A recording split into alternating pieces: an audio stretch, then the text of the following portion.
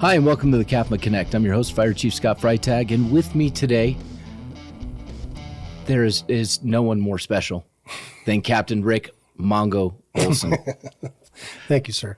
Rick, Captain Olson, thank you for being here. I understand that you had a good burrito for breakfast, so you're ready to go. You're fed for this. Yes, sir. So last week, we had an incident out at Drake Cement. Mm-hmm. From our perspective, our side of things for response, it went very well. Yeah. And we got a lot of good social media and media coverage out of it. And it was really related to a hazardous materials incident. And so our HAZMAT team, short for Hazardous Materials, responded to Drake to assist. And I was thinking about it as I read some of the news stories, looked at social media. I bet there's a lot of folks in our community and some newer folks for CAFMA who really don't know maybe what a hazardous materials incident is. Mm-hmm. And now our new folks know what that is, but they may not know about the team. And I bet the community doesn't really know or understand how we work together with Prescott for a regional approach to hazardous materials. And you being one of the leads on the regional HAZMAT team, mm-hmm. I was hoping maybe you could help us better understand what a HAZMAT team is, how we function with the city of Prescott, what type of equipment do we have, mm-hmm. what type of incidents do we respond to? Because I also think outside of Drake, folks look at our community and they look down Glassford Hill Road and say, what's here for HAZMAT? Right. So start with kind of what is a hazardous materials incident? Okay, a hazardous materials incident can be something as small as carbon monoxide leak. It can be all the way up to a radiological incident where there's a release of radiological materials. So our HAZMAT team is qualified in chemical, biological, radiological, nuclear, not explosive. So they have the acronym CBRNE. They added E a few years ago. Okay. We have explosive recognition training, but we don't have any bomb techs. As much fun as that would be, right? I'm not allowed to do that, so that's cool. So how do we get you allowed to do that? How do we get you that training? I can figure it out one way or the other. If you're willing to put me through it, I would be. Let's take a look at it. Everybody'd come to my house for 4th of July. It'd be great. Absolutely. We're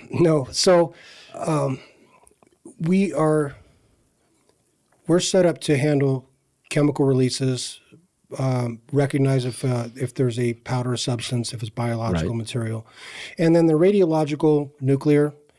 Okay, so if we just stick to the radiological thing, that's more relevant to what we do. We can detect radiation, and then we have partnerships with other agencies around the state that we can then call in and to help mitigate that. We don't really do the mitigation when it comes to radiation. We would identify it, set a hotline, and then we can decontaminate people, but we're not going to do any HAZMAT cleanup. And that's an important thing to remember for the members of the community that call us. We don't do the HAZMAT cleanup. That becomes a responsibility of the person who had the release. Correct. So hazardous materials can be any number of things that's released that shouldn't be out there, all the bad stuff. Well, and what a lot of folks probably don't realize is when there's a spill of gasoline or diesel at the gas station, depending on how big it is, you may be called out to help. That's something that we can kind of control and help clean up. Yeah. But typically the larger events, like you said, radiological events, release of ammonia or chlorine gas, any of that stuff, it's more of a control the area, set your perimeters for safety for the community, protect the folks who are exposed, get them treated and taken to a hospital. Yep. But when we look around the community and we see Walmart, we see Jimmy John's, we're not the normal public isn't thinking hazardous materials, right? Yeah, but I'm a nerd. So you name those and I start thinking about what can be released. Right. So please don't misunderstand and think, oh my gosh, I can't go into these places. Sure. Hazardous materials are not really scary unless they're released. Right. So there's plenty of places all around this community that can release, and like you said, gasoline. Gasoline is a common one. So what we kind have of a way of mitigating that? Yeah. What kind of equipment do you have as part of the regional team. And the regional team, just so folks understand, is a partnership between the City of Prescott Fire Department and CAFMA. Right. And that partnership has been in place since the beginning of the team. It's my understanding it's before my time. We keep that joint partnership for personnel reasons. So we have 18 techs on ours. We have on our department. They have about the same on their department, maybe a little bit less. We try to keep 30, 33 techs between the regional team.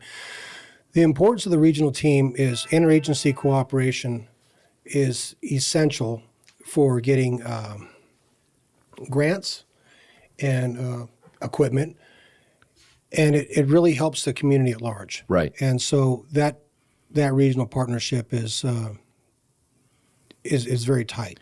Our training, we train together once a month. We have in-house training as individual departments on top of that. So we will run 2-3 hours once a month, just as a department. Each shift will have one of those training sessions. Okay. And then as a team, every second Monday of the month, then we can do a site tour or get an idea of what's out there in the community. If there's a new business that comes along, it might have some potential hazardous materials, then we would go look at that and kind of get a pre-plan on what we would do. And when you talk about training, I think we had some social media information out recently about training as well, because it might have been the week prior or a couple weeks prior to the incident at Drake, you had just run a hazmat drill out of Station 58, correct? Yes. And what was that drill for? Oh boy, I got to try and remember what that drill was. We do all kinds of drills out of the station. Okay. So let me put it this way: we'll have drills on PPE. So every year we have to get into our level A suits. So personal protective equipment is PPE. Personal protective equipment.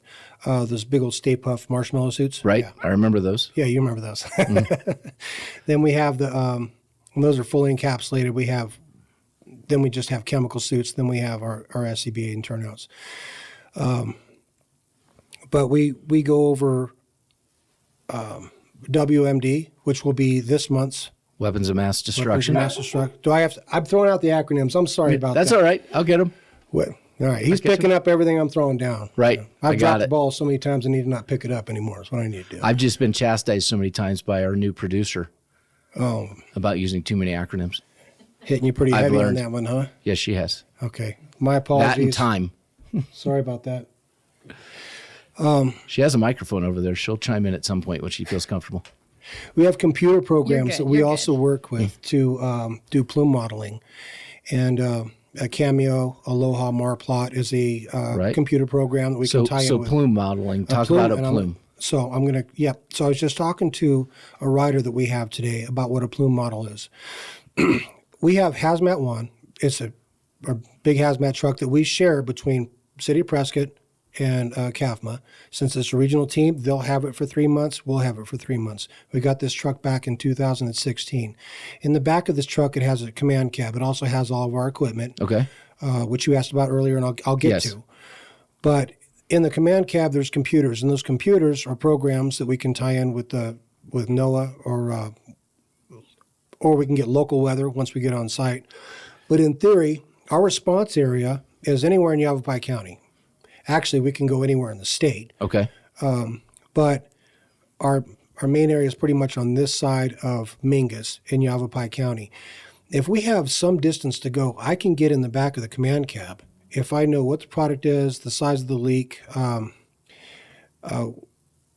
what the container is, I can plug all that stuff into the computer and run a plume model. Now, the computer will take a picture, will show me a picture of that area, square mile, as big as I want, and it'll put a pin on it, and it'll tell me what that dispersal rate is going to be over the hour, 2 hours, and 3 hours, what the predicted. And the reason why you have that is for evacuation purposes. Right. So if we have a chemical that's going to be a gas, low-lying gas, particularly in temperatures like this, that's when certain chemicals tend to stay lower to the ground. Right. Then we need to work on an evacuation plan. I can print that in the back, and I can hand that to the incident commander and say, here's what you need to do for evacuation.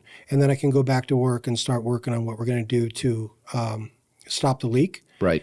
and start doing some damming, diking, and control where that spill is going to go. Okay.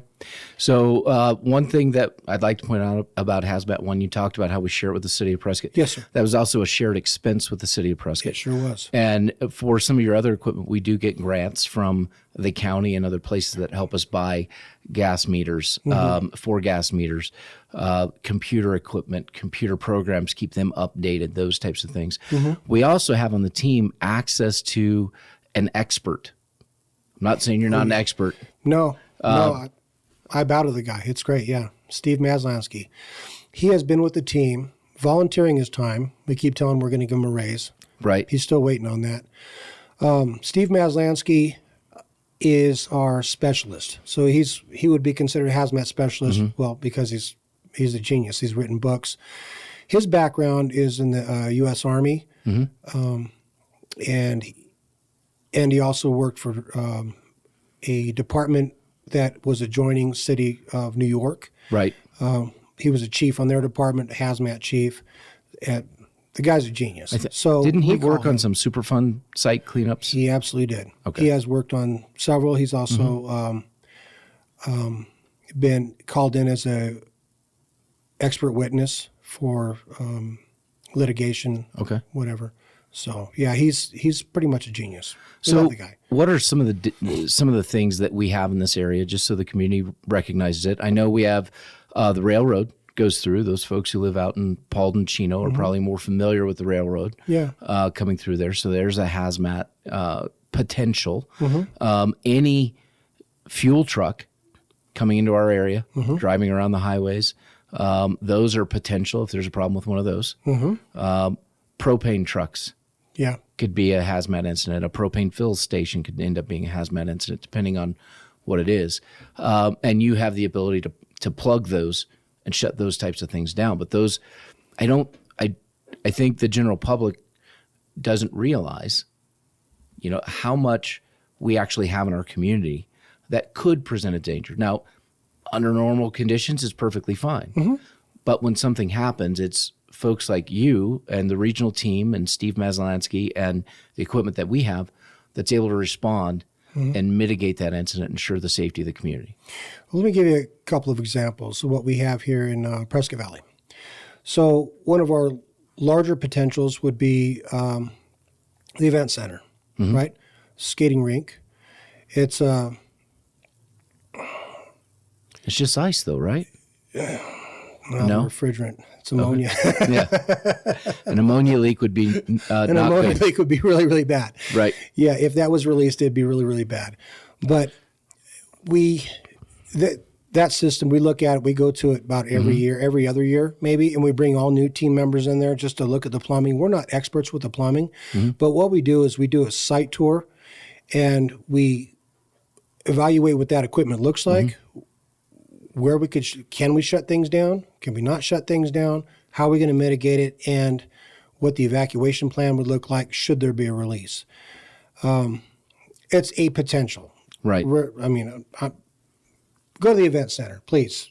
Have a good time. Yes. Go to the event center. We love the event center. We work very closely with the event center. I don't want to scare people. Okay, on a smaller scale, though. Carbon dioxide. It's been kind of a newer thing that we've been dealing with. Right. Not monoxide, dioxide. So where would that be coming from? You mentioned Jimmy John's.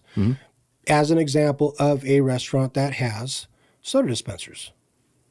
Well, there's all kinds of carbon dioxide. They use carbon dioxide to give you that the bubbly stuff. The bubbly stuff, all the fizz. Right. The bubbly stuff is that's good. injected into it, and if there's a leak there, that fills the room with carbon dioxide.